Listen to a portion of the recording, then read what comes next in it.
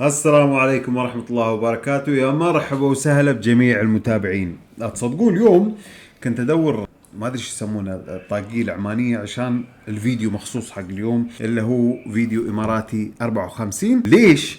لان بحط فيه اهم مستخلص احنا نيبه من عمان او سلطنة عمان الحبيبة، اللي هو مستخلص اللبان. طبعا مستخلص اللبان واحد من المستخلصات اللي تعطي فخامة جدا راقي للعطور، وعندنا في هذا مثال اللي هي شركة أمواج العمانية، واحدة من أرقى الشركات العالمية الرائدة في مجال العطور، ومعظم عطورها أو عطورهم البخورية أو الفاخرة والفخمة تلاقون من مكوناتها الأساسية ريحة اللبان ظفاري.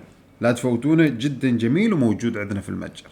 راح نستخدم 2 جرام في المية عشان نعطي ريحة دافية للعطر هذا او المخلط هذا، اللي اعتقد كل اللي بيقتني بيكون واحد من المحظوظين. ولا تنسون ان راح نصدر منه كمية جدا بسيطة ل2026، واول ما يخلص انا مش مسؤول.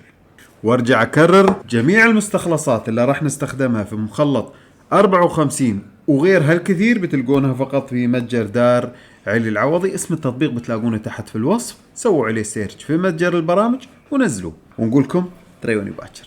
السلام عليكم.